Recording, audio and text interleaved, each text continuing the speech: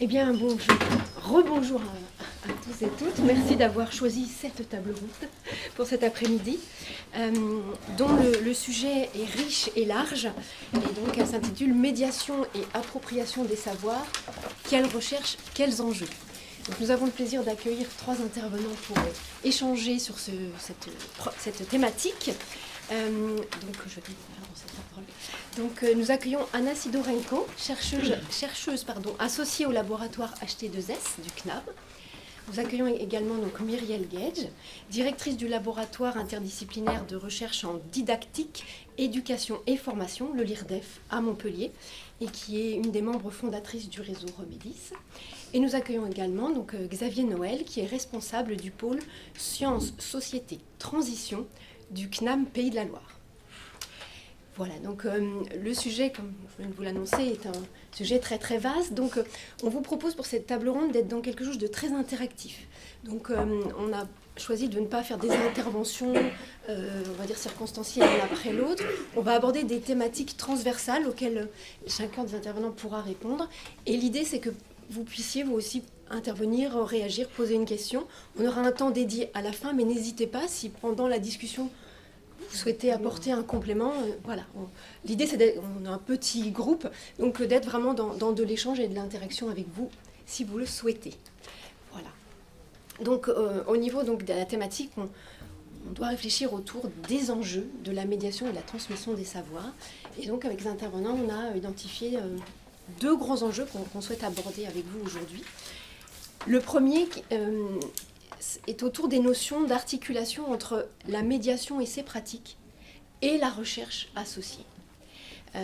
Et donc pour commencer à aborder ce thème, je m'adresse à vous Muriel. Donc, vous avez réalisé une étude et un travail de recherche, de cartographie sur les médiations lors d'une résidence à Universcience d'une année dont les résultats ne sont pas encore publiés. Mais pouvez-vous du coup introduire ce sujet par un éclairage que cette étude vous a permis d'avoir sur cette question des médiations et de l'appropriation des savoirs?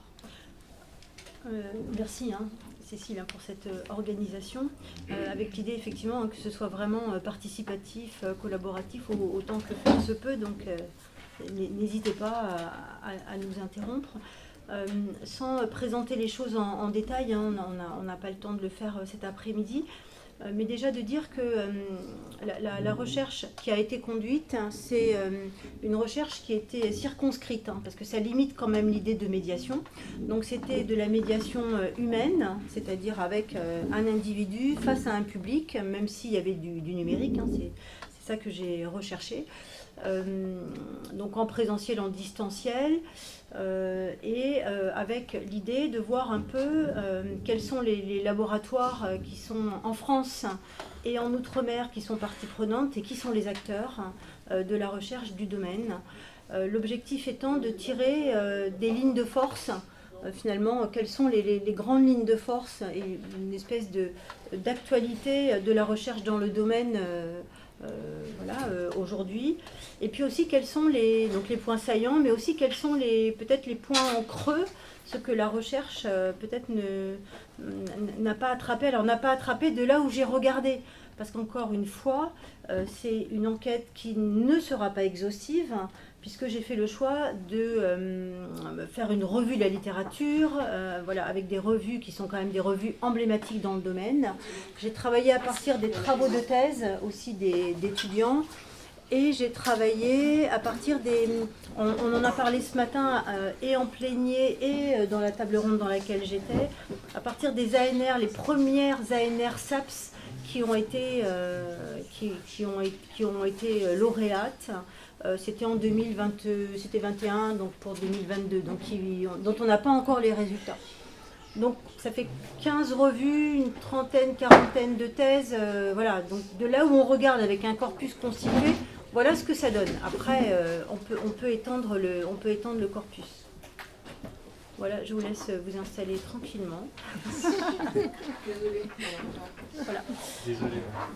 Et donc, en discutant avec l'idée de préparer cette table ronde, au fond, il y a un point qui apparaît quand même sensiblement, et qui en plus est corroboré, qui a été corroboré cet été par un appel de la revue JCOM, Journal of Science Communication, qui justement s'est emparé de l'absence d'interaction, comment connecter les pratiques de recherche qui sont conduites et qui évoluent et qui sont très largement amplifiées avec les pratiques, avec ce que font les praticiens. Donc c'était ma recherche à ce moment-là était vraiment corroborée par cet appel. D'ailleurs avec Remedis on a répondu à cet appel et on attend des résultats. Alors l'idée effectivement de faire un focus sur théorie, recherche et pratique, ça nous a semblé être un point à aborder cet après-midi. Sous plusieurs formes. Il y a un constat. Ça ne veut pas dire qu'il n'existe aucune recherche dans le domaine, il y en a quelques-unes, mais quand même c'est un constat. Ça veut dire que ça définit aussi les enjeux de la médiation aujourd'hui, de quoi finalement les praticiens ont besoin, qu'est-ce que les chercheurs ne font pas, à quoi les chercheurs n'ont-ils pas accès, et de manière plus générale, c'est l'idée de, et ça m'a vraiment interpellée, pourquoi ça ne se fait pas? Alors là, par contre, c'est un point de vue personnel, des analyses que j'ai pu conduire, mais à un moment donné, il faut bien s'emparer du matériau et le travailler. Et là, on a interrogé, mais j'ai pu échanger, je m'adresse à Mathéo, parce qu'on a eu des discussions à un moment donné là-dessus, avec Jean-Claude et Loïc Petit-Girard également. La question a été celle des conditions de faisabilité, c'est-à-dire que cette connexion entre la recherche et la pratique, en mon sens, ne se décrète pas. C'est pas parce qu'on va dire, voilà, il faut faire ça que ça va se faire. Je pense que préalablement, il y a des conditions de faisabilité, et ça, c'est l'objet de discussion. C'est pensé comme un implicite, c'est un impensé de la recherche, qui, à mon avis, doit être discuté, négocié. Voilà. Pour moi, c'est là, il y a un fil de la recherche à tirer sur ces conditions de faisabilité permettant effectivement de conduire des travaux de recherche dans le domaine. Mais ça ne va pas de soi, on ne va pas le décréter. Voilà, je suis prête à lui discuter et à donner ses orientations. Je ne sais pas, Cécile, si vous voulez que je le fasse maintenant ou pas. Et ce sera peut-être un peu long. Je sais pas. Je ne sais pas, on peut interagir avec les personnes. Mais est-ce que sur cette notion d'articulation, médiation, pratique de recherche, est-ce qu'il y a des choses que vous voulez indiquer? En particulier, on parle de mode d'appropriation.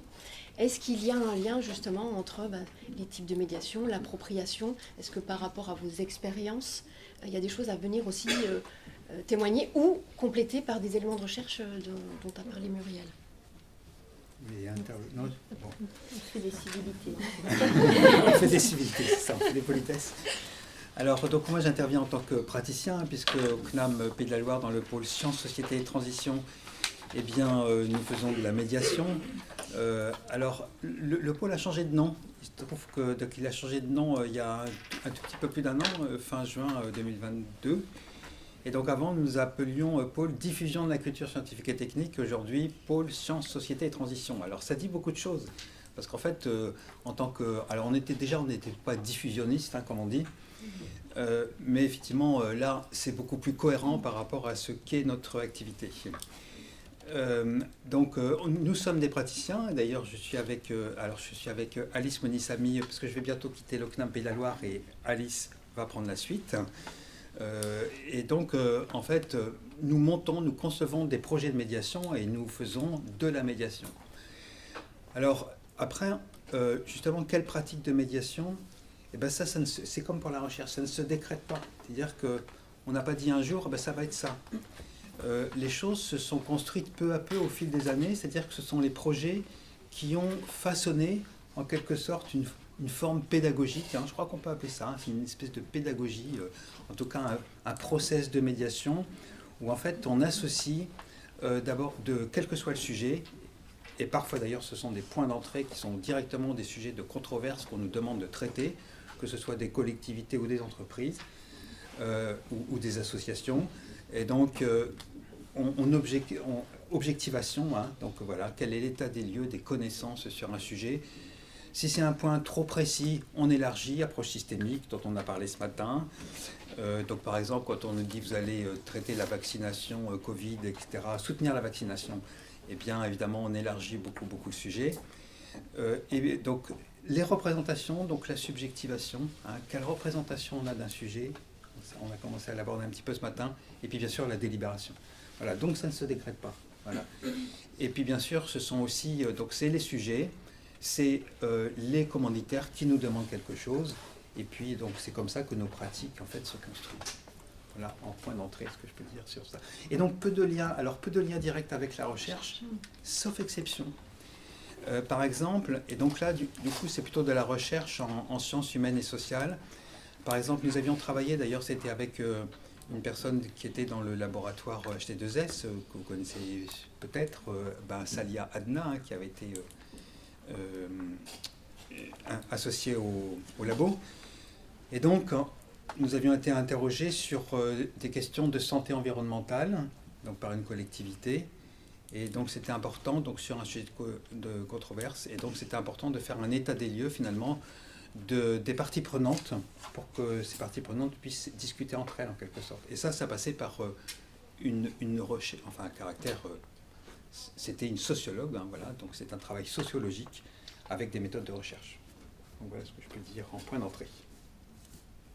Alors après, Anna, pour entrer dans la discussion, vous pourrez peut-être apporter votre témoignage, vous, sur cette notion de lien avec finalement votre activité professionnelle et la recherche par votre parcours. Est-ce que vous pouvez le partager? Merci beaucoup et bonjour à tous. La faisabilité, le mot qui a été prononcé, est une constante qui était intéressante de placer dans l'interaction entre la possibilité de conduire une recherche sur un lieu de travail. Et ça, c'est tout. Je pense que toute mon intervention s'articulerait là-dessus par une expérience personnelle, puisque comment faire reconnaître votre activité en tant qu'une recherche?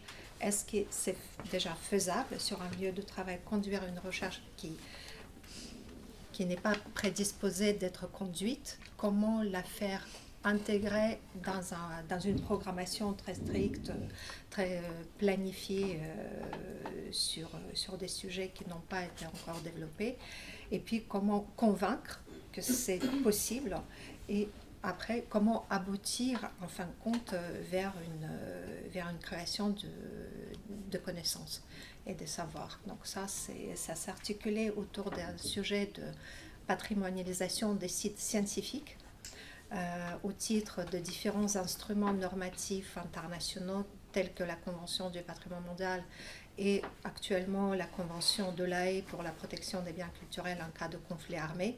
Donc ça, c'était un axe principal de recherche, mais comment l'intégrer et comment la faire reconnaître également en tant que la recherche par le monde académique. Donc ça, c'est plus en introduction, et puis on peut échanger sur les détails plus précis, comment ça a été possible de l'effectuer et de faire aboutir aux résultats concrets au CNAM. Je ne sais pas si on l'aborde tout de suite, parce qu'on avait un thème aussi professionnalité, le terme exact que vous avez utilisé, Muriel.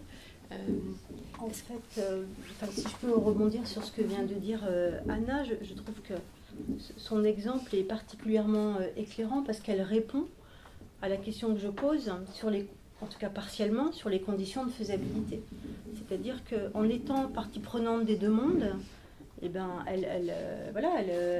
la fois elle connaît la question de la médiation, en même temps elle fait un travail académique, il y a de la production du savoir, donc là l'articulation elle est conduite. Et dans la recherche, on a isolé un point, et j'ai eu l'occasion d'échanger là-dessus, et il me semble, puisque l'objectif aussi de ces tables rondes et de cette journée, c'est de voir quels sont les fils à tirer, et pour le CNAM et pour Remedis, quelles sont les orientations à donner. Il y a au moins une des pistes, moi, qui me semble vraiment pertinente, c'est un peu comme Anna. Finalement, j'ai pu voir dans les travaux de thèse, quand des médiateurs se lancent dans un travail de thèse, donc ils deviennent docteurs, ou quand des docteurs se lancent dans la médiation. Et là, on a un public qui vit les deux mondes, et donc qui est capable d'avoir une réflexion critique, analytique, tout à fait pertinente. Alors après, il faut rentrer dedans, hein. Moi, j'ai pas eu le temps à l'occasion de cette mission de regarder ça en détail. Ça veut dire lire en détail les travaux qui sont conduits, mais il y a une plus-value. Nécessairement, on n'a pas le même regard quand on est médiateur et qu'on se lance dans un travail de thèse. Et je pense qu'Anna, elle peut vraiment témoigner de ça. Sur la question de la patrimonialisation, j'imagine que c'est vraiment intéressant. Et le contraire, c'est-à-dire on a certains étudiants qui sont des docteurs qui veulent se lancer dans la médiation, qui le font et qui reviennent après une expérience de médiation en disant ben voilà, l'articulation, voilà comment moi je la vois, et ils ont des éléments critiques qu'un chercheur ou qu'un médiateur n'a pas nécessairement. Donc c'est une première, c'est pas la seule condition, hein. Il ne faut pas être docteur, médiateur pour répondre à cette question de l'articulation et du rapprochement de la recherche et des pratiques. Mais en tout cas là, il y a là, à mon avis, une entrée qui serait vraiment intéressante, et sur un moyen terme de suivre les trajectoires professionnelles de ces médiateurs qui ont obtenu des doctorats. Je trouve que là, et d'aller rechercher les gens qui a fait un doctorat, il n'y en a pas tant que ça finalement quand on regarde à l'échelle française. Il me semble que là, on a un matériau, des témoignages qui seraient intéressants. Voilà, c'est pour moi une piste, l'une des pistes que je trouve intéressante, pas la seule, mais c'en est une que je trouve intéressante à tirer. Du coup, Anna, et donc Anna, elle peut témoigner de votre parcours, donc, avec la spécificité de la VAE que vous allez nous expliquer. Oui, exactement. En fait, c'était au départ, je ne me posais pas du tout de questions. Est-ce que c'est une recherche ou pas?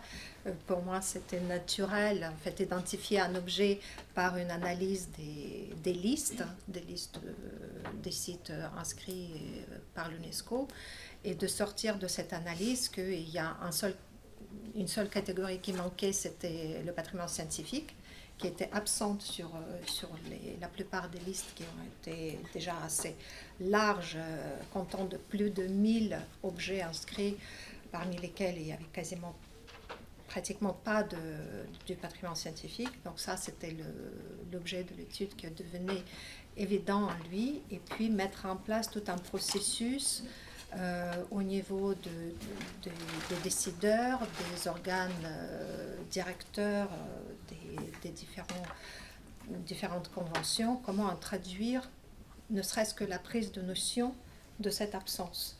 Et puis bon, ça c'était au fil des années, sur une quinzaine d'années de travail quasiment quotidien. Mais après, c'était aussi comment pérenniser ce savoir, puisque bon, il y a bien sûr les archives qui existent, mais c'est très difficile de savoir par quelle porte d'entrée, par quel biais d'accéder aux informations, puisqu'il y a beaucoup de documents statutaires, beaucoup de liens, beaucoup de sites web, mais impossible pour une personne, même pour un jeune chercheur, de s'y retrouver. Donc, je me suis mise à la place plus ou moins d'un conducteur, de transmetteur des informations, à faciliter l'accès à l'information déjà, dans un premier temps. Et puis, bon, c'est le fruit de hasard, j'ai appris l'existence du parcours possible de VAE, donc c'est la validation des acquis d'expérience professionnelle, qui permettait déjà il fallait convaincre que ce que vous avez fait pendant 15 ans pouvait être considéré comme une recherche. Donc il y avait tout un parcours, comme vous avez précisé, en fait il y a toute une, pas justification, mais oui, il fallait convaincre, porter la preuve, exactement, c'était ça le mot qui était utilisé. Prouvez-nous que c'est ça. Et ce qui est bien dans le VAE, c'est qu'il y a un accompagnement, et vous avez tout à fait raison, c'est pas du tout évident de se mettre dans la peau d'un chercheur. Déjà de comprendre qu'est-ce qu'on nous demande, de connaître les codes de la recherche, et de se mettre, en fait c'est j'aimais pas cette définition, mais oui, de s'observer soi-même de l'extérieur. Et ce détachement était le plus difficile à faire, de ne pas être quelqu'un qui écrit, qui fait la transcription des informations, mais aussi de se détacher de cette description et de s'observer, d'aller chercher en soi qu'est-ce qui a conduit à un déclenchement du processus et quel était le fil conducteur derrière ça. Et après, bien évidemment, comment transcrire l'information, parce que ici, ce qui est important, c'est qu'on peut partager uniquement les données qui sont disponibles publiquement, mais évidemment, aucune correspondance interne, aucune démarche interne, etc. C'est à partir des documents publics, comment les faire valoriser, comment les faire transmettre et donner l'accès à cette connaissance qui n'est pas accessible forcément. Donc vous avez vécu ce qui a été abordé ce matin, la fameuse démarche, ou les démarches d'ailleurs, il y a eu un débat sur la démarche ou les démarches scientifiques. Donc là, vous l'avez vécu concrètement, et vous avez donc abouti à une thèse validée dans ce dispositif de VM. Oui. Si vous pouvez juste préciser pour illustrer quel était son thème pour que les personnes le thème, c'est comprennent. la patrimonialisation des sites liés à l'exploration spatiale avec un cas d'étude de Baïkonour. Donc, c'est les sites, les sites en fait, qui permettaient de créer une nouvelle civilisation d'ère spatiale. Et je crois qu'il y a déjà une première question. question. Pose la question de quelle est la définition du patrimoine scientifique à l'UNESCO ? En fait, il n'y a pas le patrimoine scientifique, il y a le patrimoine et chaque convention a des articles qui définissent par rapport aux règles de protection quel est le patrimoine. Par exemple, pour le patrimoine mondial, c'est patrimoine culturel et naturel, sous toutes ses formes. En fait, c'est bien précisé. Bien sûr, après, il y a des approches quand on rentre dans la protection des sites et l'élaboration de plans de gestion. Bien sûr, on a besoin de connaître de quel patrimoine il s'agit. C'est par catégorie, donc il y a le patrimoine qui est plus lié à la science, à la recherche, la plus grande partie, ce sont les sites religieux et sacrés. Donc il y a cette catégorisation qui rentre plus dans le cadre de gestion des sites et des règles législatives. Par exemple, pour la Convention de La Haye, c'est le patrimoine culturel, mais également le patrimoine des musées, les archives, les documents, les objets, et ça c'est très méconnu. On pense toujours aux sites, aux biens, aux monuments, mais il y a cette convention qui permet de protéger et de reconnaître l'ensemble du patrimoine culturel. Donc il n'y a pas une catégorie spécifique patrimoine scientifique. C'est quand on a commencé après l'étude qu'on a fait ressortir que ce type de patrimoine est manquant sur une des listes. D'accord, vous pourriez nous donner des exemples Il y a par exemple, en ce qui concerne le patrimoine astronomique, on ne s'est pas limité uniquement par le patrimoine du 19e et le plus récent. On est allé même vers les sites qui étaient alignés ou qui permettaient l'observation par les peuples anciens. Pareil, après, il y avait tout un patrimoine du Moyen-Âge, par exemple l'observatoire d'Ulugh-Bek, et le plus récemment, on a vu les inscriptions des radiotélescopes, notamment en Grande-Bretagne, sur la liste. Donc il y avait tout un cheminement et la progression de prise de conscience que oui, c'est un patrimoine. Mais bien sûr, la première reconnaissance se fait au niveau national. Il faut que ce patrimoine soit reconnu en tant que tel par la législation et par les mesures nationales. Oui, moi j'avais une question. Par exemple, quand il n'existe pas d'objet ou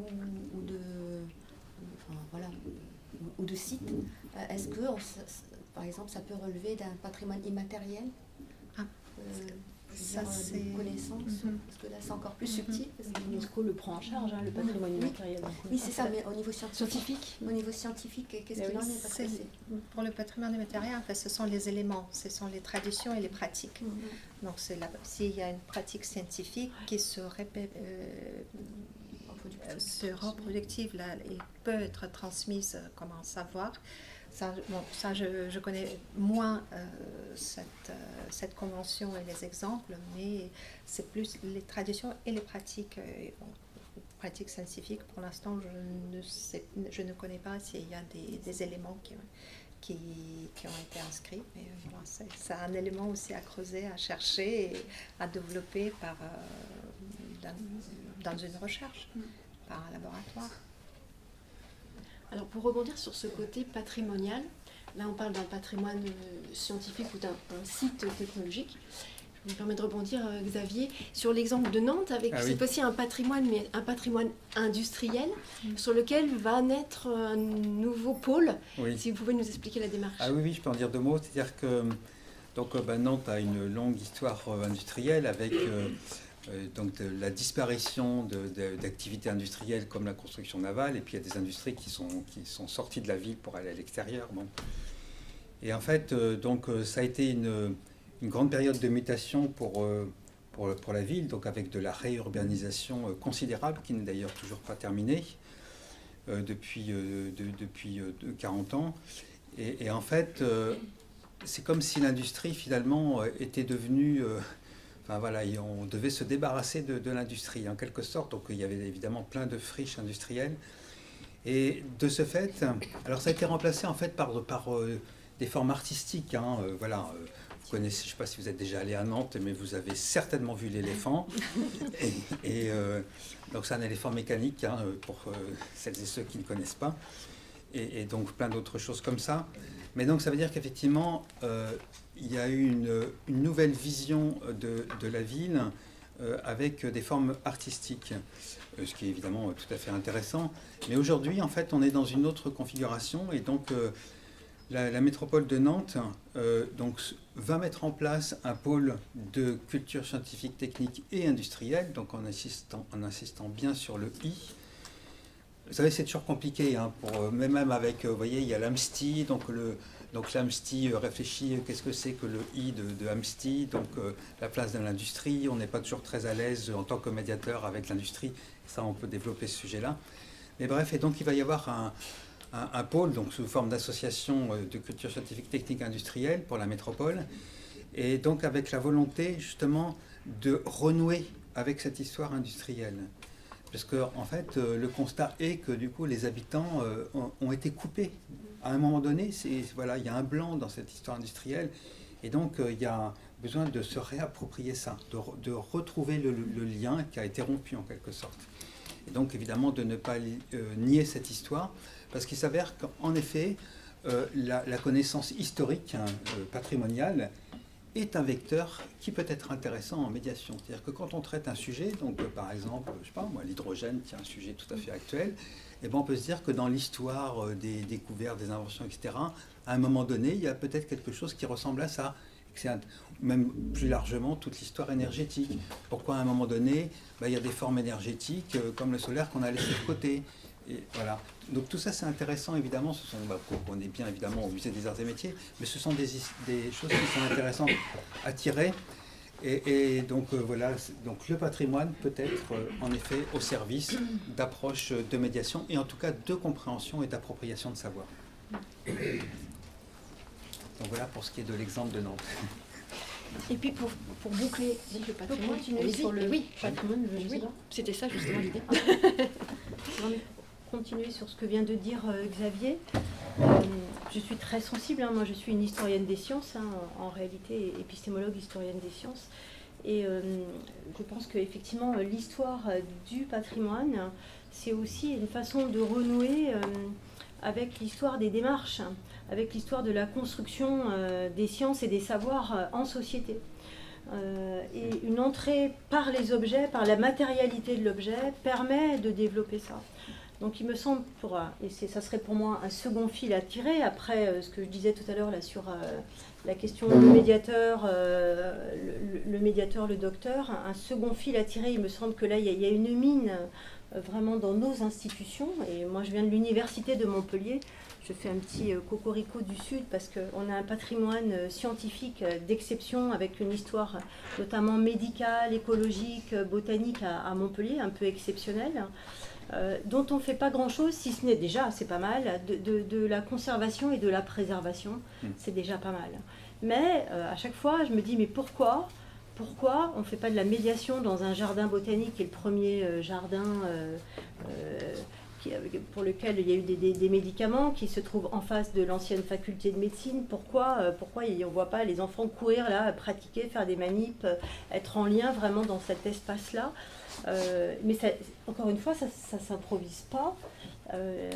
Et la médiation autour des patrimoines et des collections, alors pour moi c'est les collections universitaires, mais le patrimoine industriel, c'est une façon, de relier avec les territoires, de se relier avec les territoires, par l'histoire, et 3, avec les méthodes scientifiques, c'est-à-dire en interrogeant l'entrée par les objets et par la matérialité des objets, permet de reconstruire d'une autre manière, avec une approche un peu anthropologique finalement, la vie d'un objet.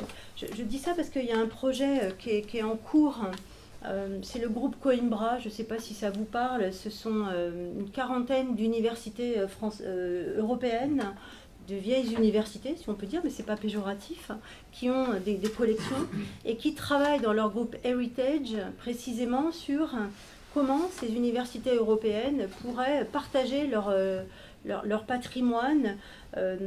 Et on a commencé à faire des petits travaux pour lesquels, par exemple, les objets que j'ai moi à Montpellier, j'ai des animaux naturalisés, et on les a mis sur un site.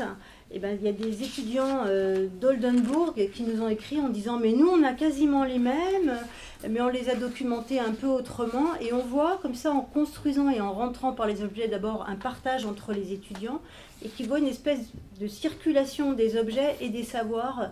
On a à peu près les mêmes choses dans nos universités, par exemple. Et là, en termes de médiation, on fait assez peu de choses. Et quand on met des étudiants là-dessus, ben, ils s'approprient leur propre fonds, leur propre collection. Et moi, j'ai testé avec mes étudiants, et notamment des jeunes étudiants qui sont en licence. Et c'est une mine pour eux, parce que ça prend du sens, parce que c'est leur identité, c'est l'identité de leur université, parce que l'objet, c'est un objet singulier, mais un instrument scientifique, par exemple, qu'on va retrouver dans une autre université. Si un de ses collègues, un étudiant allemand, lui dit ben moi j'ai quasiment la même machine, mais elle est un peu différente, tiens les archives sont un peu différentes, mais c'est le même moment, mais qui l'a commandée, qui l'a construite, au service de quoi, quel type d'usage on en a fait, et ça y est, c'est parti. Et là il se passe vraiment quelque chose. Et donc ça c'est en train d'être mis à l'œuvre. Et pour aller au-delà de ça, il me semble qu'il y a un sujet, vraiment un vrai sujet, autour de... alors je connais moins le monde industriel, mais celui des objets, sur la médiation autour du patrimoine. Il me semble que là, il y a un vrai sujet. Parce que la médiation par l'objet, c'est ce qui se passe essentiellement dans les musées, puisque la base, bien sûr, si certains d'entre vous sont de ce monde-là, spécialistes. et on va dire que c'est vraiment leur façon de faire cette médiation, elle est par l'objet. Absolument. Dans un lien. Alors, objet de recherche, je rebondis parce que ça veut dire qu'est-ce que. Objet de recherche. Ouais. Comme objet de recherche, c'est ça. Ouais. J'ai vu que d'ailleurs, il y avait eu récemment un colloque au sein une réflexion au sein des musées sur justement comment faire entrer la recherche au sein du musée. Et là, on aurait plutôt comment la médiation avec l'objet, le patrimoine. Donc, on est sur de la matérialité, quoi, un patrimoine industriel, un patrimoine, un site scientifique ou technologique qui peut servir de piste. Est-ce que sur cette notion de patrimoine ou de lien aux objets, est-ce que vous avez des réactions, des remarques, ou est-ce que par rapport à ce qui est dit, ou par rapport à vos expériences ou vos parcours, est-ce que vous auriez des choses à partager ou à réagir?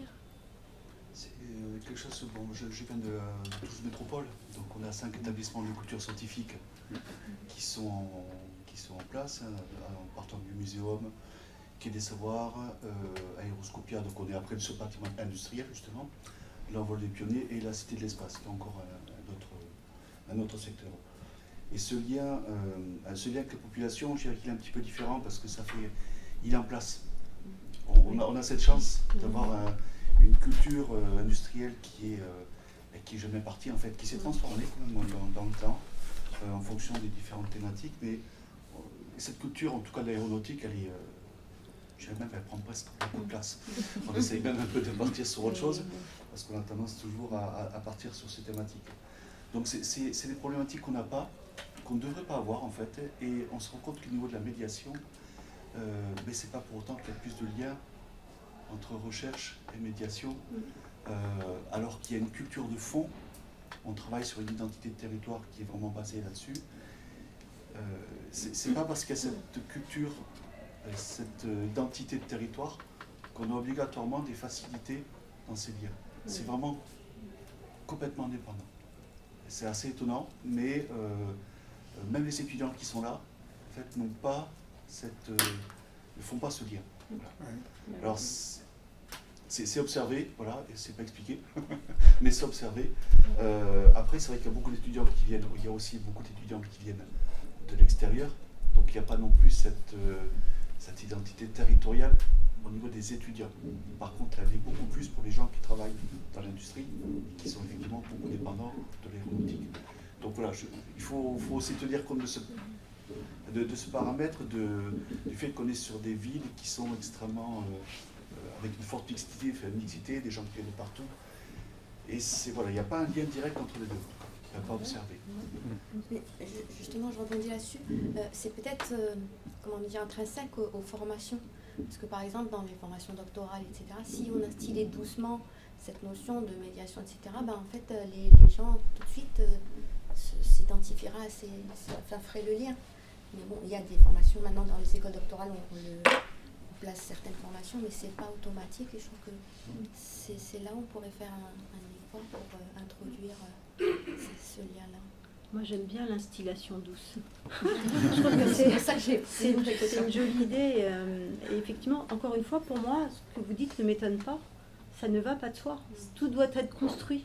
C'est pas en mettant à côté. C'est pour ça que tout à l'heure, je revenais sur l'entrée par l'objet. C'est pas parce que dans les musées on le fait que la médiation et le lien, l'articulation avec la recherche va se faire. Je pense qu'il y a des conditions de faisabilité et de réussite qu'on doit construire, dont on doit s'emparer pour pouvoir le faire. Et je pense que sans ça, on fera que de la juxtaposition, c'est pas mal déjà, on prend conscience, voilà, mais on ne fera pas un travail de fond. Je pense que vraiment c'est une construction. Je crois qu'il y avait une personne qui voulait... oui, ça me fait penser à... Moi je travaille au CNAM, je suis maître de conférence au CNAM, en sciences de l'ingénieur, donc je suis un peu une bizarrerie.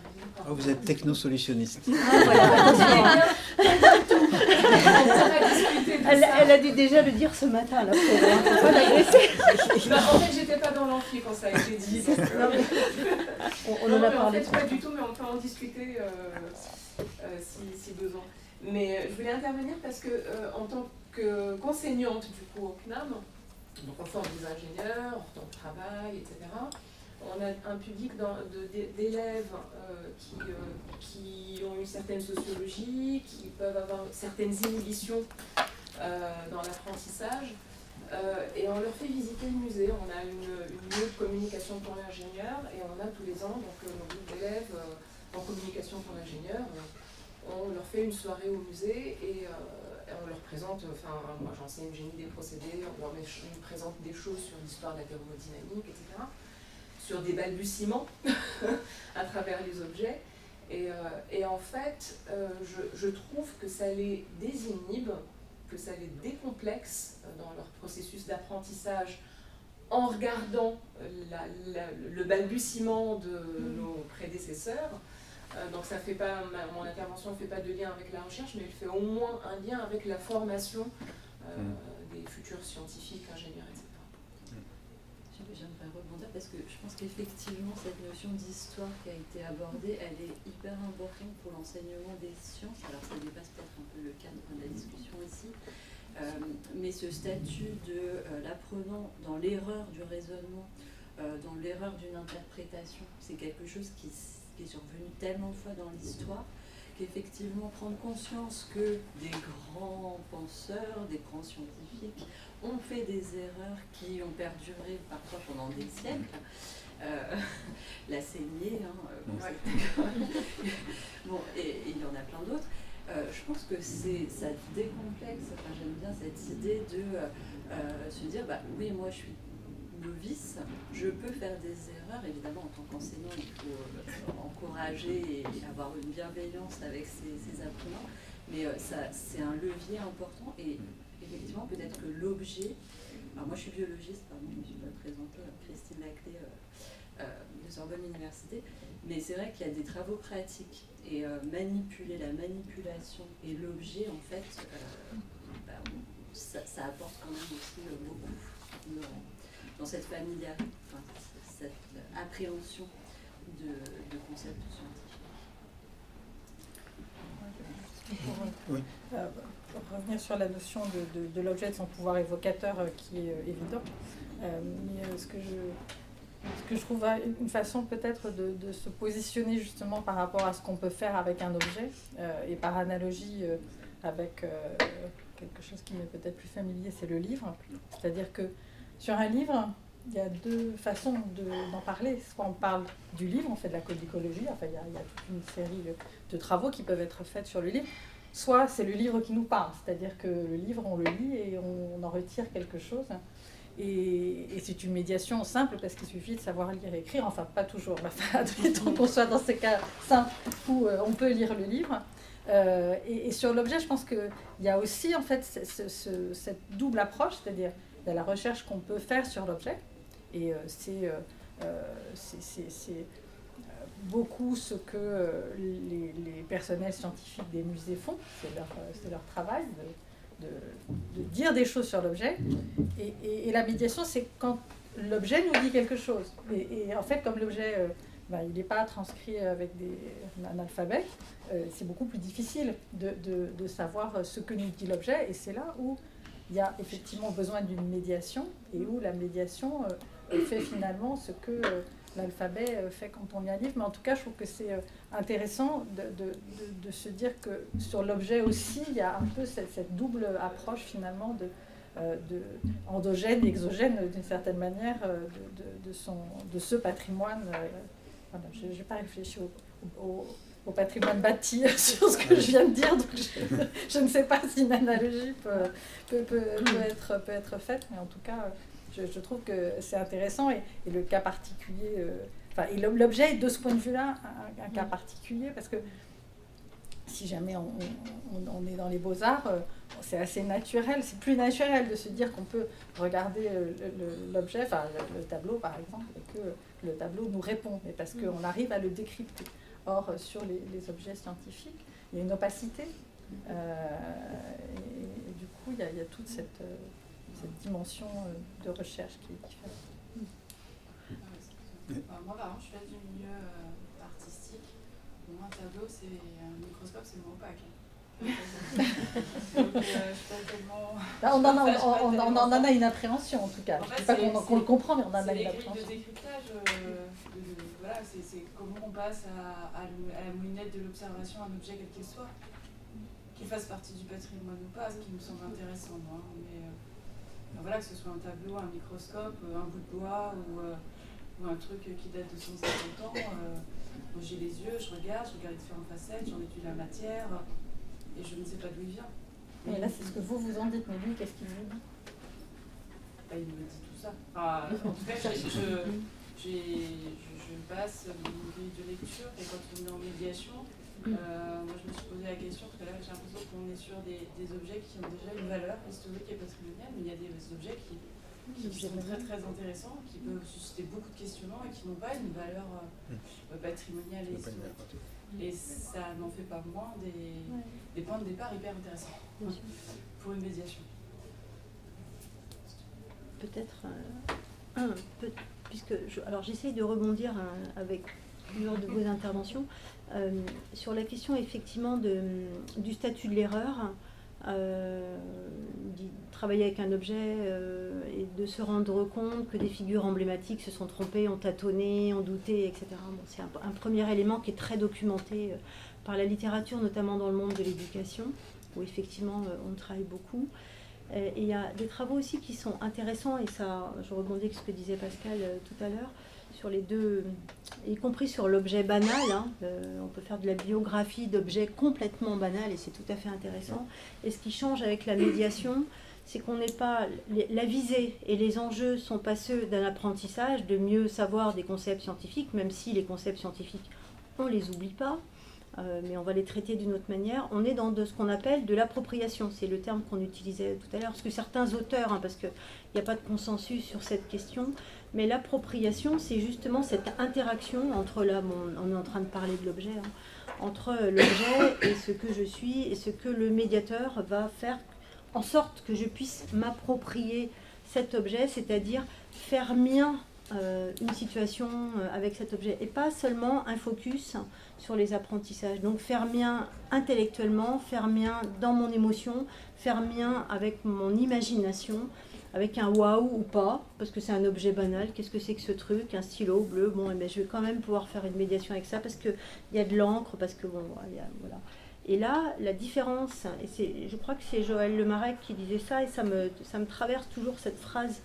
Elle disait finalement la médiation, c'est pas apprendre et retenir, mais plutôt comprendre et ressentir.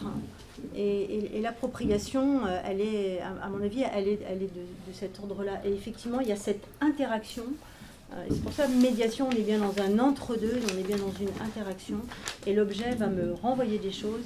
Alors, je cherche son nom depuis tout à l'heure, parce qu'il y a une équipe à Strasbourg, ils ont beaucoup travaillé ça, y compris sur les objets de tous les jours, un objet banal. Il y a Bono qui a travaillé sur la biographie des objets de tous les jours, mais il y a aussi des gens à Strasbourg qui ont travaillé là-dessus, et qui accompagnent, c'est-à-dire ça ne se décrète pas, mais le médiateur va faire tout un travail d'accompagnement aussi, permettant cette appropriation-là. Sinon, le bout de bois, il ne vous raconte rien, moi non plus. Je ne connais rien en bout de bois. Voilà. Et pourtant, on va pouvoir faire une médiation.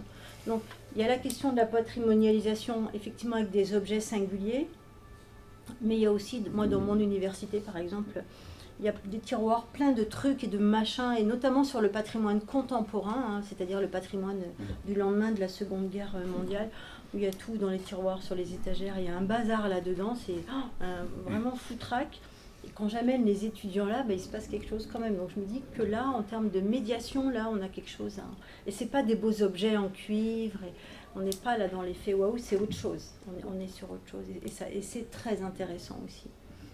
Alors, je ne sais pas si je réponds, mais il me semble que on va vers la médiation qui se distingue, en mon sens, on est sur des formes éducatives, partagées avec l'enseignement, mais les enjeux ne sont pas les mêmes. Et les enjeux sont ceux d'appropriation, davantage. Oui. Alors, appropriation, mais pourquoi? Donc, oui. Pour agir. Pour agir, oui, absolument, Xavier, oui. Je suis d'accord. Oui. Et surtout que dans le contexte qui est le nôtre, on voit bien les enjeux, l'accompagnement des transitions, etc. Donc ça veut dire que c'est finalement à quoi sert la médiation, donc, et comment on mesure tout ça. D'ailleurs, ça pourrait être un objet de recherche, c'est-à-dire que on voit bien que dans le monde de la médiation, on a toujours du mal à se dire finalement ça a servi à quoi, ça a produit quoi, est-ce que ça fait changer les choses? Certainement oui, mais c'est très, vous savez bien, c'est très impalpable et très difficile à analyser. Je me suis dit, en écoutant ce que vous disiez sur cette cartographie des médiations, justement, est-ce qu'il y a eu des choses de dites par rapport à ça? Est-ce qu'il y a autrement dit, des processus de médiation, des formes de médiation qui ont plus d'impact que d'autres, c'est-à-dire qui amènent plus directement les publics auxquels on s'adresse à agir? Enfin, c'est toutes ces questions qui en fait sont en fait prégnantes. Bénédicte. Bénédicte. Si je peux rebondir sur le mot agir, oui. Agir aussi pour protéger. Et il y a cette question de protection, connaissance, appropriation pour protéger et sauvegarder. Et on s'est rendu compte en fait aussi, par exemple pour le patrimoine des observatoires, à l'époque, ils n'étaient pas considérés, par exemple, dans certains pays, comme les mêmes possibles sites patrimoniaux. Mais avec cette médiation qui a été mise en place, les communications, les campagnes de sensibilisation, finalement, dans certains pays, ils étaient reconnus, ils ont obtenu ce statut du patrimoine culturel. Et plus récemment, en fait, ça a aidé à, par exemple, inscrire 3 observatoires en Ukraine sur la liste sous la protection renforcée, les préservant aussi.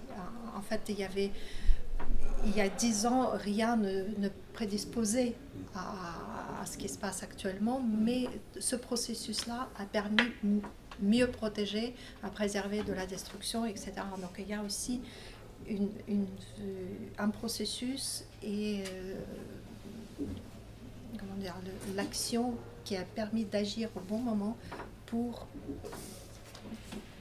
avoir in fine de préserver ce patrimoine, sans quoi voilà, il peut disparaître aussi.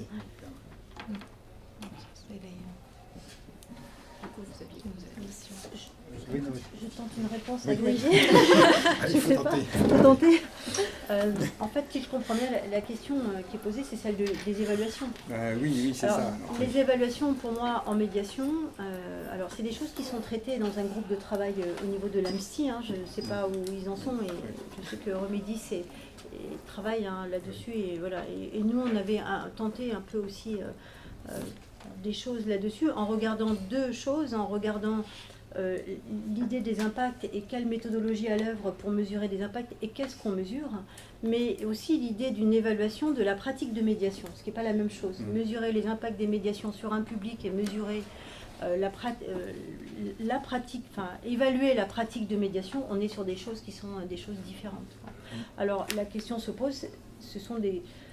Comment dire, il y a des représentations et c'est comme une arlésienne un peu cette évaluation finalement, parce que on évoquait ce matin la stratégie nationale culture scientifique technique industrielle de 2017 qui normalement, si j'ai bien compté, devait s'inscrire pendant 5 ans, 17, 18, 19, 20, 21, 22, 2022, normalement on devrait aujourd'hui être sur quelque chose de différent. Et quand on relit ce texte-là un peu en détail, il se termine par « il est absolument indispensable » de mesurer les impacts. Or, la mesure d'impact, je ne vois pas bien où elle est. Donc ça veut dire qu'effectivement, en mon sens, mais je vois que ce qui est très intéressant, c'est que les praticiens, et je vois que les professionnels de la médiation au niveau de l'AMSTI s'emparent de la question parce qu'il y a une nécessité. En même temps, il y a des représentations. C'est-à-dire que les praticiens s'adresse aux chercheurs en espérant des études quantitatives, quasiment de la science de laboratoire qui va amener des réponses claires à des questions précises. Malheureusement, formuler ces questions-là, ça ne va pas de soi. C'est-à-dire que qu'est-ce que ça veut dire évaluer, c'est quoi une mesure d'impact ? Qu'est-ce que ça veut dire évaluer une pratique de médiation ? Ça veut dire avoir élucidé en amont ce que c'est que la professionnalité de la médiation en tant que telle. Évaluer une pratique de médiation, ça veut dire que avant même d'avoir... C'est co-substantiel, je dirais, de la conception de la médiation. Je ne sais pas si je me fais bien comprendre quand je dis ça, mais c'est en même temps... on ne peut pas penser, je pense, l'évaluation sans tout le travail qui est fait. Et les praticiens je vois l'école de la médiation a déjà fait un gros travail sur comment ça s'appelle aidez-moi, le référentiel compétences transversales métiers. Voilà. Et là, il y a déjà, c'est très intéressant à regarder ça en détail. Cela étant, et c'est dans le cadre d'un PIA, je pense que ce gros travail a été constitué, mais il faut lire tout, il faut aller lire tout jusqu'au bout du texte où on nous invite à nous saisir de ça, à le faire vivre et à le faire évoluer. Parce que la manière dont ils se sont saisis de ces compétences, finalement, c'est plus un découpage de l'activité, et il fallait bien le faire, parce que ça veut dire quoi faire de la médiation, très franchement. C'est pas comme faire de l'enseignement où on sait ce qu'on fait, on est face à une classe en gros et on sort pas tellement de ça. Mais là, les champs des possibles sont beaucoup plus larges. Donc ce travail-là a été fait et il faut aller au-delà de ce travail-là. Et c'est dans la définition, et tout ça se rejoint sur quels sont les enjeux de la médiation. C'est quoi cette professionnalité ? Comment est-ce qu'on peut définir un métier ? Quand on aura élucidé cette question-là, alors oui, on pourra parler d'évaluation des pratiques de médiation. Alors après, il y a quand même des travaux qui sont conduits, et ça je sais que... Il y a des choses où il y a déjà des chercheurs qui sont spécialistes des publics, de l'étude des publics, notamment à Universcience. Olivier travaille là-dessus, par exemple, et il sait ce que c'est définir des critères pour voir les impacts sur les publics. Ça, c'est un point, à mon avis, qui déjà peut être élucidé plus facilement. Mais évaluer une pratique de médiation, à mon avis, on tire le fil d'une pelote où finalement, tant qu'on n'a pas mieux défini cette professionnalité, parce que j'ai pas envie de dire métier, mais bon, ça c'est des choses peut-être qui se discutent, hein, je ne sais pas, mais en tout cas cette professionnalité dont les acteurs eux-mêmes se revendiquent et disent, puisque on est infichu dans la stratégie, par exemple, d'évaluer, de professionnaliser, nous, on va dire ce que c'est notre profession. Et ils le font. Et ça donne ce beau travail là, qui a été fait notamment avec l'école de la médiation et des chercheurs, et qui est amené à être poursuivi. Voilà une autre piste à saisir, je pense. Plus sur la question de la professionnalité, du coup, davantage. Est-ce que je peux en mettre une autre? Oui. Oui, parce que c'est aussi quand même penser les transitions, c'est-à-dire que la médiation aujourd'hui c'est bien ça, c'est penser les transitions, sauf que c'est quand même super compliqué de penser les transitions et que ça rend encore plus difficile cette question de la mesure d'impact, mais effectivement il s'agit bien de penser les transitions, quelque chose du coup c'est penser la complexité, on peut dire des tas de choses comme ça. Et parallèlement, puisqu'on a parlé beaucoup d'industrie, je perçois quand même, je crois que je ne suis pas le seul, que dans le monde de la médiation, on n'est pas très très à l'aise avec le monde industriel. Et pourtant, le monde industriel, il produit des savoirs comme le monde de la recherche, etc. Donc ça veut dire que, effectivement, le monde industriel, il est présent à la fois, on a parlé ce matin des décideurs, alors il y a évidemment des décideurs politiques, mais aussi des décideurs économiques, et donc notamment, disons, le monde économique. Jean-Claude Roineau-Borbalan, il dit souvent que la médiation, c'est consubstantiel à l'économie ou à l'industrie. Oui, voilà. C'est vrai. Donc, c'est-à-dire que ça produit des savoirs et ça peut être aussi des clients pour nous. Le monde de la médiation, enfin des clients, une cible, quoi. C'est-à-dire que le monde économique est à la fois une cible pour nous, pour dire qu'est-ce que c'est que la médiation, le monde de l'économie ou de l'industrie peut faire de la médiation aussi. Enfin, ce sont vraiment des choses qui sont à faire ensemble. Je crois que Mathéo... Je voulais juste réagir ponctuellement sur ça. Oui. Je pense que le problème de la mal-être, effectivement, ou d'être pas à l'aise avec le monde de l'industrie, c'est juste qu'on n'a pas mis à jour les termes industrie. Ah, oui. C'est-à-dire que l'industrie, on les voyait comme les forces économiques qui produisent le changement. Oui. Et aujourd'hui, c'est plus les industries, c'est autant les associations, les PME, il y a une grande diversité. Si on reste attaché au terme industrie, nous on voit que Airbus et on s'est dit attention, c'est pas de ça qu'on veut faire la médiation. Mais par contre, si on était capable de réactualiser ces mots industrie et dire les forces transformatrices de la société dans les secteurs économiques, alors on serait totalement à l'aise. C'est vrai. Bonne remarque. Alors c'est quoi le mot? Le mot il reste, mais son acception, c'est pas des définitions. Les termes, s'il y a une définition à donner, c'est une définition en usage et pas dans l'absolu. Pour industrie. Donc la médiation peut s'en emparer. Tout à fait. Les définitions dans l'absolu, c'est comme si on nous demandait là, de définir médiation là maintenant, ici tout de suite. Là. C'est ça. Aïe aïe aïe, on aurait dit, j'espère que Cécile ne va pas nous le demander. Non, mais je rebondis, Xavier, parce que votre pôle qui a changé de nom, il se tourne aussi beaucoup vers les entreprises, on va dire, pas que l'industrie, mais les entreprises, et vous faites tout un travail d'accompagnement. Donc on avait identifié un autre gros enjeu, qui était celui de l'éducation et de l'accompagnement dans les transitions. Oui. On a déjà beaucoup abordé ce matin, mais je pense qu'il y a peut-être des points qu'on peut aborder plus spécifiquement, par exemple, avec l'exemple des entreprises, comment vous accompagnez tous ces éléments-là dans la prise de conscience, dans l'action. Oui, alors donc le type de questions qui nous sont posées, c'est par exemple une entreprise dont le chiffre d'affaires dépend essentiellement des industries extractives, pétrole et gaz, et donc son dirigeant veut emmener, pour reprendre ses propres termes, son équipe de responsables vers une redirection écologique. Donc ça parle de ça. Et donc c'est évidemment tout à fait intéressant parce que là, ça interroge directement les questions de la représentation. C'est pour ça que je vous charriais tout à l'heure avec le technosolutionnisme. Mais parce que là, c'était en fait que des garçons, un profil ingénieur, très spécialisé, sauf un ingénieur généraliste. Donc c'est pour ça que souvent dans nos pratiques, c'est ça, on est vraiment sur ces questions de représentation. Et parmi les représentations, puisque qu'on le veuille ou non, on est quand même dans une société ultra techno, c'est de travailler sur son rapport à la technologie. Et ça, c'est tout à fait intéressant. Ça donne toujours des résultats intéressants. C'est-à-dire qu'effectivement, est-ce qu'on pense que... il y a pas plus tard que dimanche dernier, dans un cercle associatif qui n'avait rien à voir avec tout ça, il fallait qu'on fasse un débat mouvant. Et donc, j'avais mis comme première question, est-ce que vous pensez que la technologie va sauver l'humanité ou emmener l'humanité à sa perte? C'était déjà extrêmement intéressant comme sujet. Bon. Mais on voit du public aussi qui, effectivement, a une vraie aversion pour ce qui est effectivement les réponses à caractère technologique, parce que voit effectivement des dégâts industriels qu'on ne peut pas nier, etc. Et puis on peut avoir aussi, bien sûr, des formes qui sont plus tournées vers la sobriété, ou vers, vous connaissez tous les travaux de Pierre Kay, qui travaille sur en fait la société, enfin tout ce qui a été élaboré par l'industrie maintenant, ce n'est pas à démolir, mais c'est en fait à préserver, dans une forme d'économie globale circulaire, quelque chose comme ça. Donc effectivement, c'est avoir une forme de sobriété, parce qu'on sait bien que c'est un moyen extrêmement intéressant pour agir. Voilà, donc ne serait-ce que ça, c'est une voie effectivement qui est intéressante. Alors il y en a d'autres. On sait bien aussi qu'il faut qu'on apporte des éléments sur le système planétaire, climatique, ça fonctionne comment.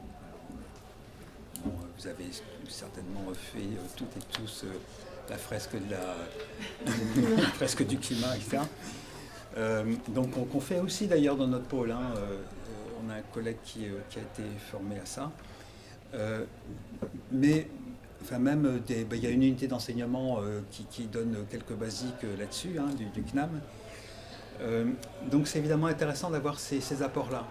Mais effectivement, il y a la question du socle de connaissances. Le socle de connaissances, compétence transversale, je ne sais pas si c'est une compétence transversale, mais en tout cas une connaissance de base.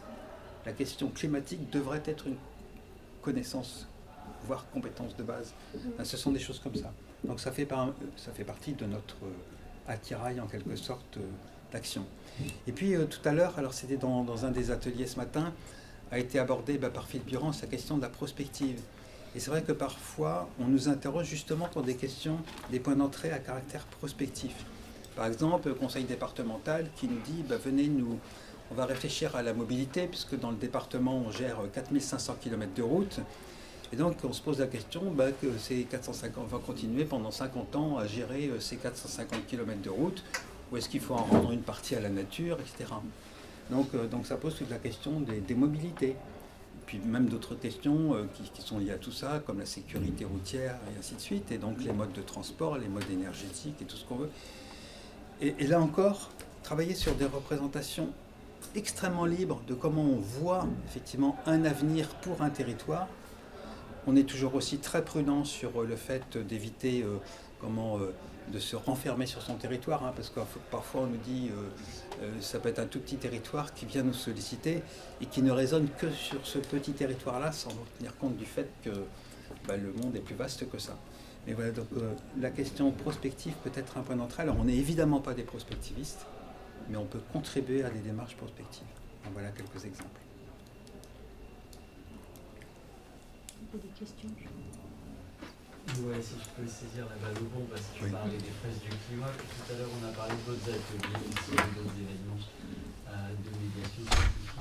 Et je me posais la question, est-ce qu'il y a déjà des études scientifiques qui essaient d'analyser les effets que ça a sur ce public, ce genre d'atelier, de dispositif? Alors, j'ai vu passer une enquête il n'y a pas très longtemps, il y a 2 mois, une enquête journalistique sur ça, justement sur l'impact type fresque du climat. Donc un impact positif et aussi un impact peut-être négatif. Oui. Parce que effectivement, l'impact négatif, il est très simple. C'est qu'à partir du moment où on a cette forme de connaissance, on considère qu'on en a fait assez. Il y a une partie du public qui a cette approche-là. Voilà. C'est savoir sans agir. C'est ça, savoir sans agir. Savoir suffisant. Où est-ce que tu l'as vu? J'ai vu ça, c'est une enquête du Monde qui a été faite, oui. Je pense qu'on peut retrouver ça facilement. Je voudrais bien ajouter quelques remarques. je voulais tout d'abord rebondir sur la première chose que vous avez dite par rapport au fait que les praticiens n'étaient pas mis en contact avec les pratiques de recherche, enfin que ça se faisait que un peu à... pas force, parce que ça ne coulait pas de source. Et je voulais partager 2 exemples dans ma propre carrière.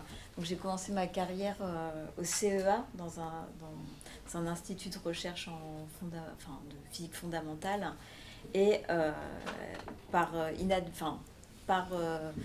administrativement, en fait, je suis rentrée en tant qu'ingénieur-chercheur, qui a un statut mixte au CEA, en fait, pour des raisons qui sont reliées à l'histoire du nucléaire. On a mis les ingénieurs et les chercheurs dans la même catégorie socio-professionnelle au CEA. Et donc, ayant un master, étant ingénieur de formation, j'ai intégré cette caste. Et, sauf que je l'ai intégrée en tant que journaliste scientifique. Ah oui. Mais avec cette hybridation où pour mes pairs autour qui étaient tous des chercheurs, des astrophysiciens, des physiciens des particules, etc., je me suis retrouvée à être un des leurs, une des leurs. Et donc, de fait, je me suis propulsée sans faire exprès dans la recherche. Et entraînée comme ça, sans faire exprès aussi, dans une ANR d'épistémologie. J'ai quand même, le premier jour du projet, j'ai cherché épistémologie sur Wikipédia. Donc c'était très drôle, je me suis retrouvée donc... Avec Gilles Cohen-Tanucci, ah ouais, voilà. D'ailleurs, j'ai pris son bureau. Alexis Grimbert, il y a une équipe. Oui, voilà, j'étais dans l'équipe de Étienne. Je comprends, je comprends le choc. Et donc je me suis retrouvée à faire une production, une expérimentation dont le terrain était un laboratoire d'astrophysique du même centre de recherche. Et en fait, donc c'était relié à... C'était une ANR qui était portée par Bernard Stiegler, si vous connaissez. Et en fait, donc il y avait les philosophes qui réfléchissaient sur l'épistémologie et tout ça. Puis alors moi, j'avais les mains dans le cambouis à faire mon petit terrain. Et alors malheureusement, en fait, il n'y a jamais eu d'aller-retour, en fait. Moi, j'ai mis en place, je me suis beaucoup nourrie de la production intellectuelle, scientifique, philosophique du pôle, pour faire mon expérimentation autour des récits comme appropriation possible des connaissances en astrophysique, et pour un public qui est non intéressé par les sciences. Et en fait, il a fallu que j'aille jusqu'à écrire un bouquin là-dessus, etc., pour pouvoir avoir une trace de ce que j'avais fait. Parce qu'en fait, il n'y aurait jamais eu le retour et ni la reconnaissance de ce que j'ai fait comme étant de la recherche, ou au moins une hypothèse et quelque chose sur lequel il fallait continuer l'analyse, en fait. C'est comme si on avait arrêté net quelque chose, en fait, où il aurait fallu avoir une évaluation, une réflexion, une analyse. Et donc, c'est pas qu'il n'y avait pas le moyen, il y avait tous les moyens possibles. Là, j'avais une ANR, j'avais un bureau, j'avais un statut de chercheur-ingénieur, et ça ne s'est pas fait. Ça s'est pas fait. Ça s'est pas fait parce qu'on m'a pas reconnu, on m'a pas reconnu mon rôle dans ce travail-là. Comment ? C'est quelle année ça ? Parce que il y a quand même une évolution. Il y a une évolution depuis. Ouais, je sais pas si dans le laboratoire il y a une évolution. À cet endroit-là, je suis pas sûre. Je suis pas sûre.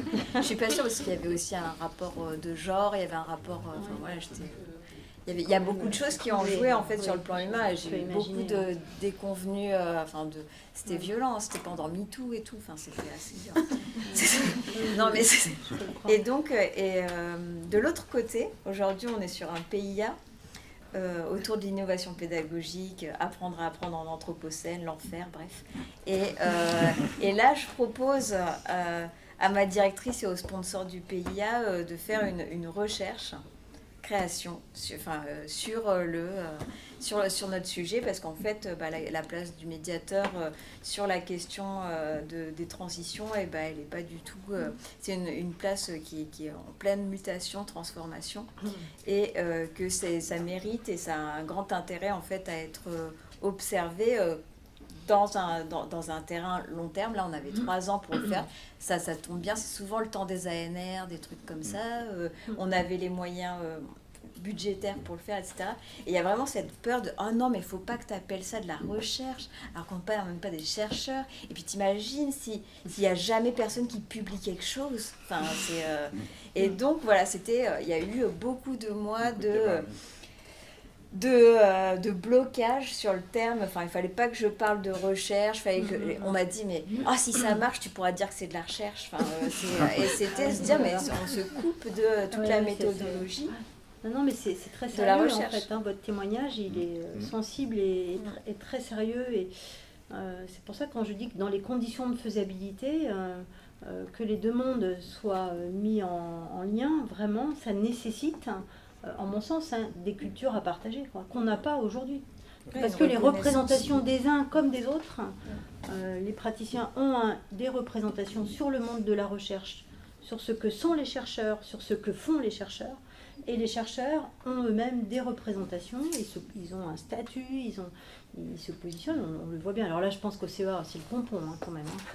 Ce que vous écrivez là, voilà. Mais il y a aussi des représentations sur les praticiens qui ne peuvent pas être des collaborateurs. Ça peut être des études de cas, et c'est pas péjoratif quand je dis ça, parce qu'effectivement, on va pouvoir se saisir d'une situation, voilà, mais sans doute pas en tant que collaborateur, en tant que chercheur, en tant que co-construction. Et là, je crois qu'il y a vraiment des choses à construire. Mais tant qu'il n'y aura pas des cultures partagées et qu'on ne se sera pas posé les questions ensemble de quelle science parle-t-on, quelle est la nature de la science dont on parle, ça veut dire quoi une transition. Si vous avez fréquenté Stigler, Stigler, il ne parle pas de transition, il va parler de bifurcation. Si on fréquente Jean-Baptiste Fressoz à Urgence climatique, il ne va pas dire transition. Oui, redirection, etc. Voilà, donc rien que ça, déjà, voilà, il faut qu'on soit d'accord. Et c'est bien pour ça que ce laboratoire, d'ailleurs, au CEA, s'est constitué. Je crois que c'est Étienne Klein qui le raconte dans un joli texte, où il dit les chercheurs dans ce laboratoire, on disait, j'ai mis un mot sur le tapis un jour, c'était origine. Personne n'était d'accord sur le mot origine. Personne n'était d'accord sur le mot origine. Là, il a dit, là, il va falloir qu'on revienne sur des questions d'épistémologie de base. Et à mon avis, ce partage épistémologique, mais dans le sens trivial, dans le sens de quoi parle-t-on, le sens des termes, quelle est la nature de la science, quel est le mode d'élaboration des preuves. On parlait de vérité ce matin, j'ai entendu la vérité. Je me suis dit, oh là, là, il y a quand même des sujets à traiter. On entend ça au CNAM quand même. Il va falloir que j'en parle à Jean-Claude. C'est, voilà, ça, la méthode, les méthodes, de quoi parle-t-on vraiment, quoi. Et les enjeux, ça déjà, cette culture à partager, elle me semble indispensable, sinon on n'acceptera pas l'autre avec ses représentations. Et il y en a d'autres comme ça, par exemple sur la méthodologie. J'étais étonnée de constater en lisant c'était un ouvrage américain qui très intéressant. Alors là, il y avait quelques études de cas de médiation que je trouvais tout à fait intéressant. Et l'ouvrage se terminait par un chapitre sur la méthodologie de la recherche en médiation. J'ai dit chouette, ça je vais pouvoir le mettre dans ma mission. Enfin, quelque chose sur effectivement la méthodologie. Et ben, je l'ai lu 3 fois ce chapitre et j'ai vu de la méthodologie mais de base. Et je fais même pas ça avec mes étudiants de licence 3. C'était de la méthodologie de base de sciences humaines et sociales. Qu'est-ce que c'est qu'un entretien Je me suis dit mais le niveau des chapitres précédents et ça, ils avaient de la place de libre, ils ont comblé, non quand même ça peut pas être ça, j'ai mis plein d'hypothèses. Et après je me suis dit mais non, ils avaient besoin de ça dans cet ouvrage. Mais pourquoi ils avaient besoin de ça? Parce qu'ils veulent toucher un public de praticiens et de chercheurs dont la culture n'est pas celle-là. La culture de ces praticiens et de ces chercheurs, c'est la culture des STEM. Des sciences, technologies, mathématiques, etc., engineering, et pas celle des sciences humaines et sociales.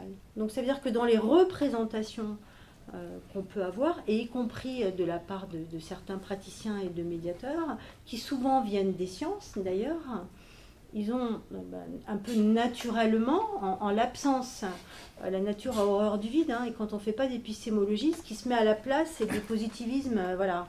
Hop, tout de suite, ça occupe tout l'espace.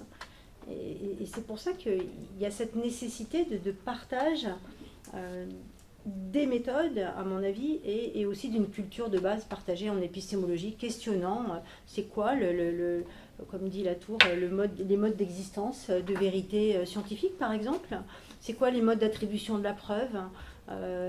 C'est des questions qui sont des questions finalement pas si triviales que ça, et qu'on doit partager sans doute avant de pouvoir penser cette articulation, cette connexion entre recherche et pratique dans le cadre des recherches-actions. Hein. Et là, il faut revendiquer ça, c'est de la recherche-action, et c'est pas du tout méprisant. Il y a beaucoup de chercheurs qui pensent voilà, avec des visées transformatives. Et là, je crois que quand on aura ça, on aura gagné au moins une bataille. Hein. C'est pas la guerre, mais au moins un point sur transition, bifurcation et tutti quanti. Me semble ça, c'est des éléments en plus intéressants. C'est très stimulant intellectuellement de se poser ces questions. Moi, j'avais une remarque justement sur la problématique de recherche-action, même dans les appels d'offres qui sont lancés. Je trouve que c'est pas clairement explicité, et donc ça appelle à des juxtapositions, comme vous disiez tout à l'heure. Ça fait c'est quoi la part de recherche, c'est quoi la part d'action, alors que c'est vraiment un échange, une fusion en fait qui devrait se faire.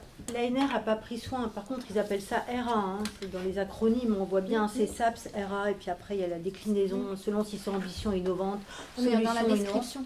Mais par contre effectivement on ne précise pas qu'est-ce que c'est qu'une recherche-action. Donc ça il faut aller voir la littérature pour mieux comprendre les attendus, très clairement. Je suis d'accord avec vous. Hein, alors l'évaluation après c'est... Parce qu'on demande aussi évaluation dans ce type de projet. Alors ouais. Là, on plane un peu au-dessus, hein, mais je suis d'accord avec vous.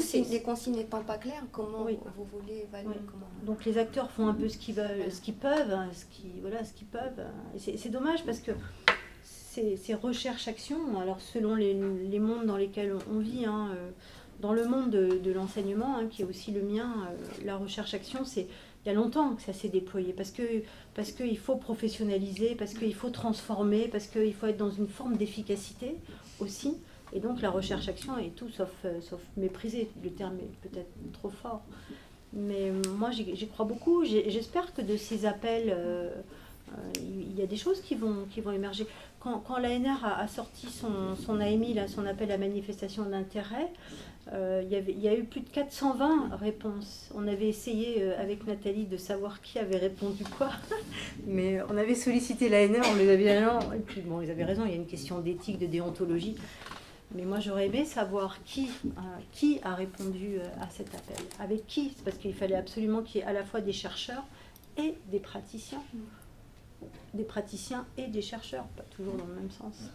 Mais je pense que ça a été le cas, puisque après il y a eu des appels à projets qui répondaient à ces... Ça a été le cas, donc ça sera intéressant là de suivre ça aussi, ces ANR par exemple, dans 2, 3, 4 ans, de voir effectivement, là normalement ça devrait permettre ce rapprochement. Ça sera intéressant à analyser ça, je pense.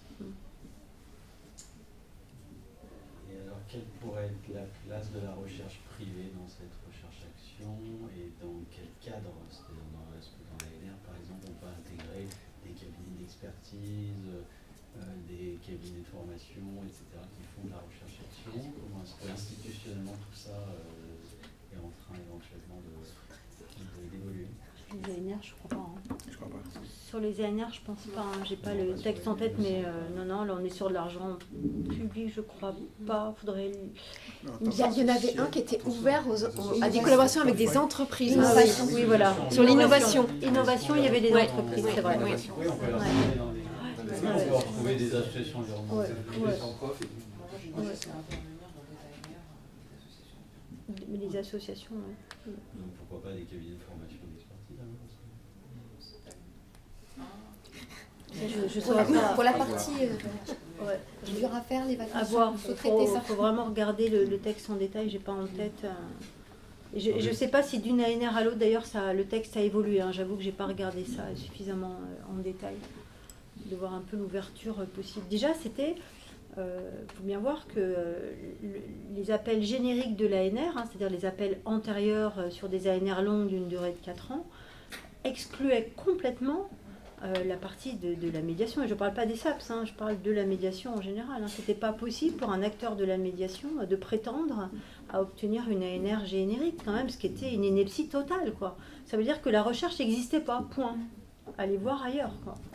Donc déjà, c'est quand même ce que moi j'appelle un moment SAPS, qui est intéressant à analyser d'un point de vue politique, économique, culturel. Là, je pense qu'il y aura quelque chose à tricoter aussi avec ça. Mais là, il se passe quelque chose. Voilà, d'un point de vue institutionnel, incontestablement, là, il se passe quelque chose. La roue a tourné puisque maintenant on injecte des budgets supplémentaires dans les ANR. Il faut répondre à ces appels à projets pour injecter de la médiation dans ces précédents. Oui. Alors ça existait dans les appels génériques. Moi, je me souviens d'avoir sollicité mes collègues qui déposaient des ANR, quelles qu'elles soient, mes collègues scientifiques, en leur disant il y a une partie pour la médiation, on répond, parce que ça fait des sous, voilà, on récupère quelque chose, puis c'est une reconnaissance aussi. Voilà, il y avait un pourcentage, je ne sais pas. Dans la réalité, les chercheurs, ils disaient, bon, t'es gentil, là, mais on a un peu autre chose. C'est compliqué à faire, on le faisait un peu, mais finalement assez peu. De conférences, et puis après. Voilà. Mais là, par contre, SAPS, et puis ça va passer dans le générique, c'est-à-dire que cette recherche et cette articulation recherche-pratique devrait devenir, en tout cas, j'attends que ça sorte vraiment, parce que l'ANR, il y a le dire et le faire, et les calendriers, mais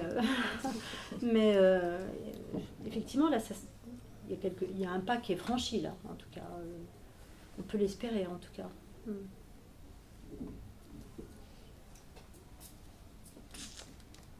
On va arriver au bout de notre déjà. Est-ce que vous avez d'autres questions, d'autres points pour terminer notre échange? Moi j'avais peut-être une remarque, question un peu à la marge sur la question de l'évaluation des impacts des médiations. C'est une question que je me pose en vous écoutant. Les publics qui viennent et qui disent tiens, je vais aller vers un lieu de médiation scientifique et technique, ça fait un public, ça fait un billet énorme dans l'évaluation des impacts, si vous arrivez à construire des évaluations d'impact en sachant que vous les évaluez sur un public très particulier qui veut bien venir vers ces lieux-là. Et en fait, l'impact sur la société, il est complètement dilué dans ce que vous pouvez voir de ce public très particulier, à mon avis très minoritaire dans la société. En tout cas, les études, c'est assez bien renseigné, les études sur les publics, c'est assez bien renseigné. La question des publics éloignés, empêchés, sont des questions qui sont vraiment travaillées d'un point de vue de la recherche. Et l'idée, effectivement, de se déplacer sur le territoire, d'aller à la rencontre d'eux, de délocaliser, sont des questions qui sont quand même extrêmement abordées. Je le vois, moi, là où je suis, donc dans la région Occitanie, il y a tout un tas d'opérations. J'ai jamais vu autant de médiation scientifique qu'en Lozère, là, à l'occasion de la fête de la science et sur d'autres moments. J'étais étonnée de voir des dispositifs sur le mont Lozère. Alors ça, c'était la première fois. C'est le département où il y a le moins de population en France, je crois, de densité. Et voilà, ça ne répond pas à votre question, j'en ai parfaitement conscience. C'est-à-dire qu'effectivement, on sait, et ça a été mesuré, que les publics qui se déplacent, en partie au moins, sont des publics déjà intéressés, engagés, qui ont cette culture. Comment toucher les publics les plus éloignés? Il y a tout un tas de tentatives, d'essais, il y a beaucoup de choses qui se mettent en place quand même. Et c'est assez bien documenté d'un point de vue de la littérature maintenant. Ça peut aider, le mot-clé c'est Non-Visitor Studies. C'est pas structuré comme champ de recherche, mais presque. Surtout en Angleterre, ils étaient intéressés à ça. Ils ont vraiment essayé d'analyser tout ce qui caractérise les relations en sciences de ceux qui n'en ont pas. Et ça donne par exemple, sans rentrer dans les détails, mais des choses assez choquantes. C'est-à-dire que des dispositifs de médiation ont clairement et de façon mesurée l'impact d'éloigner les gens de la science. Dans certains cas, après, dans certains cas, c'est le contraire. Je me confirme dans mon rôle de spectateur d'une connaissance des autres. Oui, c'est ça. Donc ça ne sera jamais la mienne. Ça sert à confirmer que je resterai spectateur. L'objectif d'appropriation, là, on s'en éloigne carrément. Voilà, typiquement pour dire à quel point c'est complexe ces études. Je cite en particulier Emily Dawson, qui est une chercheuse de King's près de UCL, qui a clairement démontré que cette confirmation de non-appartenance était associée à un grand plaisir de la visite. Et donc, ce qu'on remarque, c'était fantastique d'aller voir le Science Museum ou autre chose. Elle a fait en particulier anthropologique au Science Museum. Mais c'est pas pour moi. Mais les résultats finaux à long terme de ça, c'est je confirme, c'est pas pour moi. Mais dans la première lecture, ça rend ces gens-là, parce que c'était de communautés particulières, rentrer dans la case grand succès, énorme plaisir, la visite était fantastique. Donc si on évalue donc on voit ça, la complexité du côté.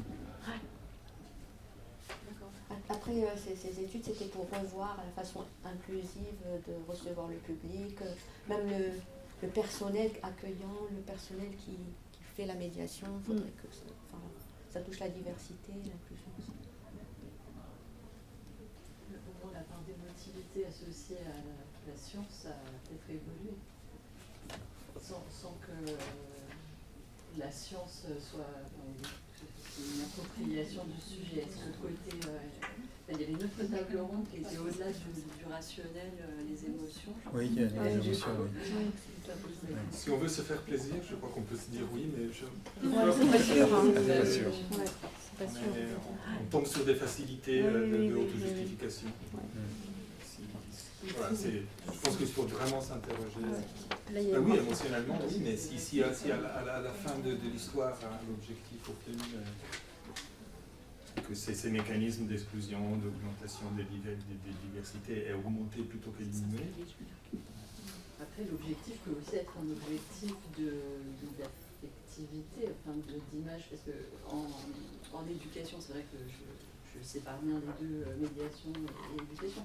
Et quand on demande aux enfants très jeunes de faire des dessins de sciences, ce qui ressort très souvent, c'est des catastrophes technologiques, plus que des gros cœurs. Bon, parfois, si, quand même, il y a des arcs-en-ciel. Mais du coup, cette préconception de quelque chose de positif ou de négatif qui peut être déjà présente très tôt, là, si on touche ce public-là de telle sorte qu'il ressort content et qu'il a un bon souvenir, quelque part, on a atteint un petit objectif qui n'était peut-être pas l'objectif d'appropriation, mais on a fait bouger un curseur. C'est peut-être une vision sans rentrer dans les débats. Pour Emily Dawson, les dangers, c'est que ces curseurs, oui, a évolué, mais a donné une mauvaise sens. Oui, c'est ça le problème. Après, il peut y avoir l'effet boomerang. Il y a aussi un autre exemple, si je peux me permettre, un peu qui ressemble à... C'est l'effet du jeu, le jeu à tout prix, le ludique à tout prix pour les enfants, selon les milieux socio-économiques. Absolument. Il y a c'est que le CPO, mais c'est une socio-économique qui a beaucoup travaillé. Sur ça, en fait, on se rend pas compte. C'est vrai que c'est chouette dans le questionnaire, mais après... La condition est largement pas suffisante. C'est des objets de recherche. Non, mais c'est des objets de recherche, absolument. Pluridisciplinaire, parce que... J'aurais une question sur les médiateurs. Les médiateurs que vous avez interrogés, du coup, est-ce que cette histoire de moi en tant que professionnel, ma mission est d'avoir un impact sur le visiteur, ou est-ce que ça c'est conscientisé? Ça influencerait peut-être la pratique du médiateur sur le moment. Est-ce que ça, c'est des choses que vous avez ressenties? Dans la cartographie, est-ce qu'ils ont été interrogés là-dessus, sur la finalité? Alors, la cartographie, il n'y a pas d'interview de médiateur. Moi, j'en ai fait par ailleurs, mais ce n'est pas significatif des médiateurs. Donc, ma réponse, elle sera biaisée. Donc, si vous voulez, ça me gêne un peu de répondre à cette question-là. Voilà. Et par contre, dans la littérature, c'est pas spécialement documenté dans ce que j'ai pu voir, cette question-là. Sur les finalités, là j'ai lu vraiment de la littérature avec une entrée recherche. Donc il faudrait regarder vraiment la littérature professionnelle pour répondre un peu correctement et pas comme ça d'une réponse après, moi, j'ai travaillé avec des médiateurs dans la région Occitanie, mais bon, c'est quoi, une dizaine de médiateurs qui ne sont pas significatifs, des médiateurs en général. Donc ma réponse, elle sera trop partielle, quoi, pas généralité. Si ce n'est que c'est une question qui se pose, et même dans notre pôle, ce sont des sujets dont on débat. À l'AMSTI, dernier congrès d'AMSTI, il en était question. Et puis il y a d'autres questions qui sont liées, c'est engagement, militantisme, la place pour tout ça. C'est bon, hein. Là, effectivement, c'est des questions, alors par contre, qui sont davantage documentées, parce que le métier de médiateur se regarde un peu avec un espèce d'effet miroir avec d'autres types de professions, donc la profession d'enseignant, la profession de bibliothécaire par exemple. Et pour la profession, et aujourd'hui c'est plus la profession de bibliothécaire, là il y a aussi un fil à tirer là-dessus. Les choses évoluent. Les choses évoluent, ouais, c'est très intéressant. Mais sur la profession d'enseignant, et c'est un point de différence, c'est que l'enseignant est un fonctionnaire qui se doit de la neutralité. Et un enseignant de sciences, par exemple il y a le livret de la laïcité à l'école, quand on ouvre les pages dédiées aux enseignants de sciences sur le livret de la laïcité, on reste un peu quoi? Ah ben là, si je suis confrontée à ça dans ma classe, je ne sais pas qu'est-ce que je fais, quoi. Le médiateur, alors ça dépend après, il y a quand même des formats très différents. Il y a des médiations que je vais interpréter en tant que médiateur, il y a des médiations que je vais construire. C'est pas pareil quand moi-même je suis concepteur que quand je fais une médiation que je n'ai pas construite. Voilà, on peut imaginer des choses un peu différentes. Et là, la question se pose. Jusqu'où je vais? L'enseignant, la question ne se pose pas parce qu'il ne peut pas. C'est le principe de neutralité. Il applique un programme avec des niveaux de formulation qui sont très explicites. Et en biologie, ça pose des problèmes aujourd'hui pour les jeunes. Parce que vraiment, c'est vraiment compliqué. C'est vraiment une quadrature du cercle. Là, il y a des impensés, et volontairement, je pense que c'est des vrais choix politiques pour l'école. Mais au niveau de la médiation, effectivement, la question se pose. Parce que c'est ouvert. Là, c'est ouvert. Là, c'est possible. Alors, surtout dans les jeux débats, des choses comme ça. Voilà. Quand il faut prendre. C'est ouvert et oui, non. C'est quand même ce devoir de neutralité. Ah, ceci dit, oui, bien sûr. C'est essentiel. Il y a c'est aussi cette... il faut que le médiateur reste crédible face à l'ensemble de son public. Absolument. Donc, la liberté, il n'a pas tant que ça, du compte. Parce qu'il doit avoir un certain positionnement qui permet de parler à tout le monde. C'est de la médiation. Et c'est ce qui fait que ça le détache aussi du militantisme. Normalement. Ah oui. On n'allait pas jusqu'au militantisme. C'était juste comparé par rapport à l'ancien. Alors par contre, ça existe. C'est un enjeu. Ah oui, tout à fait. C'est un véritable enjeu. Et on a vraiment les deux extrêmes. Et après, ce qui entre en jeu, c'est le statut du médiateur. C'est ça. Voilà, c'est basiquement aussi motivé ou pas motivé, impliqué, pas impliqué en fonction de son statut. Et ça, voilà, on ne peut pas se sortir de ça aussi. Donc c'est cet ensemble d'éléments qui font qu'on a effectivement un positionnement qui est plus ou moins impliqué, qui est plus ou moins dans l'idée d'une transformation ou pas.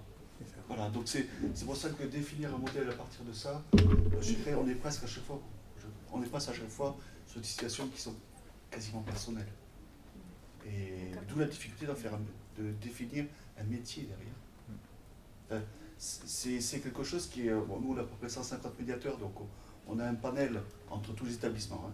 On a un panel assez diversifié, et on a vraiment toutes ces situations et tous ces enjeux. Et l'enjeu de militantisme, il y est vraiment. Il y est vraiment. Sans parler d'aller jusqu'au militantisme, mais déjà débattre sur quelle est ma finalité à la fin d'une médiation. Est-ce que c'est de réveiller plus de questions que d'apporter de réponses? Est-ce qu'on est dans l'éducation pour soi ou est-ce qu'on est vraiment dans l'ouverture à la culture scientifique? Là, on peut débattre très longtemps déjà. Et ça, il faut que l'objectif soit posé au départ. Quand c'est le médiateur qui construit la médiation, l'objectif est posé dès le départ.